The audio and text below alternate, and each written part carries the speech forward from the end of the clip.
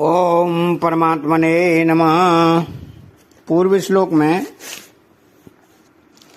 भगवान ने जिस संसार वृक्ष का दिग्दर्शन कराया उसी संसार वृक्ष का अब आगे के श्लोक में अवयवों सहित विस्तार से वर्णन करते हैं। तो अधश्चोर्य प्रसूतास्तस्य शाखा गुण प्रबद्धा विषय प्रवाला अधश्च मूलान्य नुसंततानि कर्मानुबंधीन मनोस्य लोके। अर्थात तस्य शाखा गुण प्रवृद्धा, संसार के वृक्ष की मुख्य शाखा ब्रह्मा है। ब्रह्मा से संपूर्ण देव, मनुष्य, त्रियक आदि योनियों की उत्पत्ति और विस्तार हुआ है। इसलिए ब्रह्मलोक से पाताल तक जितने भी लोग तथा उनमें रहने वाले देव, मनुष्य, कीट आदि प्राणी हैं, वे सभी संसार वृक्ष की शाखाएं हैं। तो जिस प्रकार जल सींचने से वृक्ष की शाखाएं बढ़ती हैं, उसी प्रकार गुण रूप जल के संग से इस संसार वृक्ष की शाखाएं बढ़ती हैं।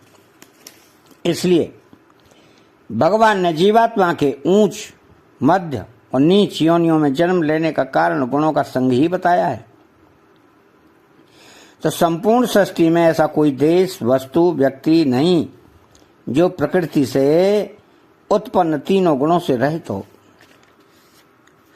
इसलिए गुणों के संबंध से ही संसार की स्थिति है। गुणों की अनुभूति गुणों से उत्पन्न वृत्तियों तथा पदार्थों के द्वारा होती है। अतः वृत्तियों तथा पदार्थों से माने हुए संबंध का त्याग कराने के लिए ही गुण प्रवृद्धा पद देकर भगवान ने यहाँ यह बताया है कि जब तक गुणों से किंचित मात्र भी संबंध है, तब तक संसार वृक्ष की शाखाएं बढ़ती रहेंगी।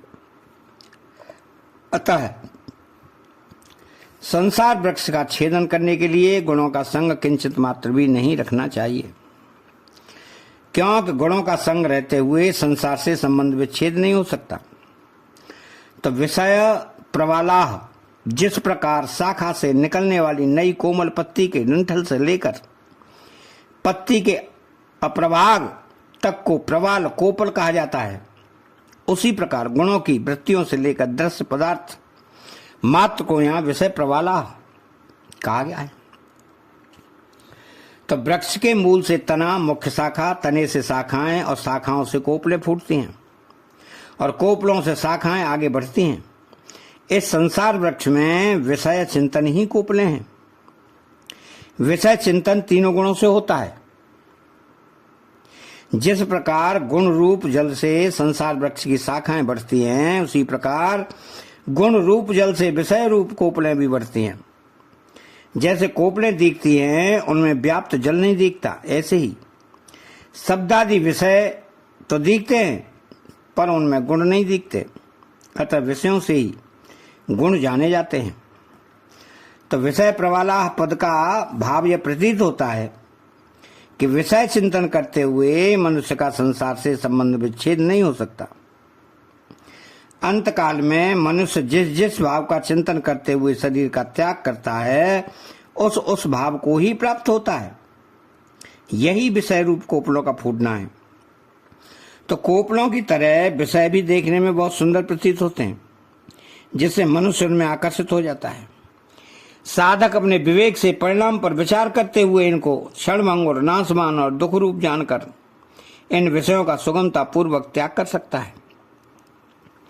विषयों में सौंदर्य और आकर्षण अपने राग के कारण ही दिखता है, वास्तव में वे सुंदर और आकर्षक है नहीं। इसलिए विषयों में राग का त्याग ही वास्तविक त्याग है। जैसे कोमल कोपलों को नष्ट करने में कोई परिश्रम नहीं करना पड़ता, ऐसे ही इन विषयों के त्यागने में भी साधक को कठिनता नहीं माननी चाहिए। मन से आदर देने पर ही ये विषय रूप कोपलें सुंदर और आकर्षक दिखती हैं। वास्तव में तो ये विषयुक्त लड्डू के समान ही है। इसलिए इस संसार वृक्ष का छेदन करने के लिए भोग बुद्धि पूर्वक विषय चिंतन एवं विषय सेवन का सर्वदा त्याग करना चाहिए। अधश्चोर्ध्वर्व प्रसृता। यहां च पद को मध्यलोक अर्थात मनुष्य लोक का वाचक समझना चाहिए।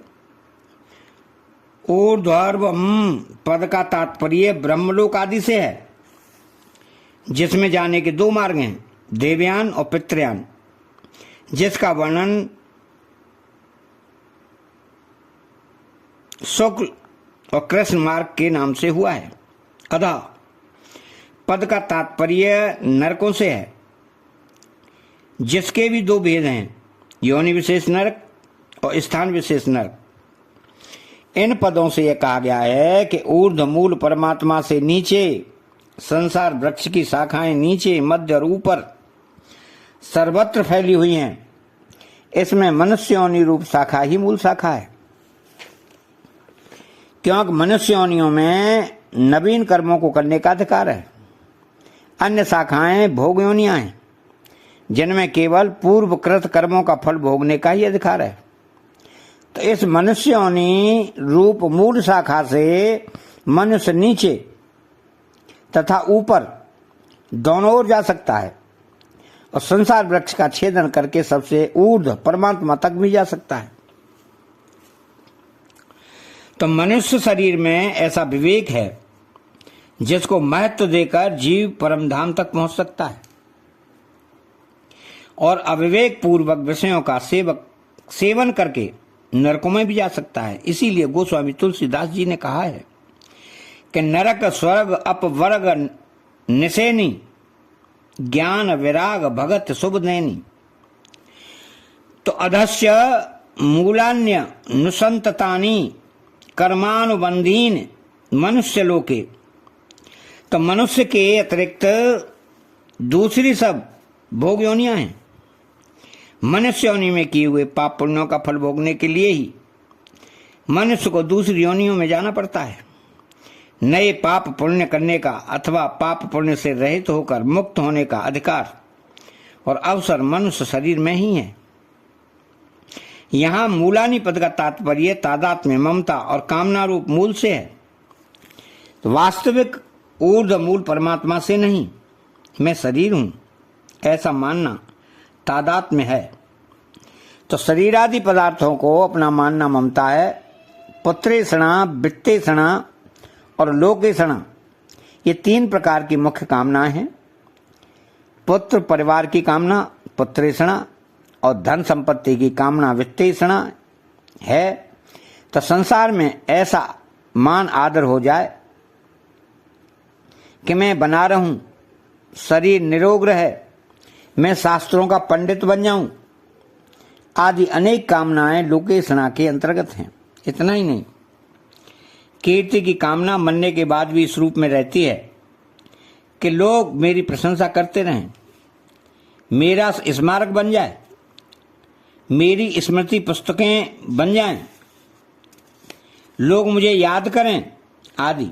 यद्यपि कामनाएं प्राय सभी योनियों में न्यूनाधिक रूप से रहती हैं, तथापि वे मनुष्य योनि में ही बांधने वाली होती हैं।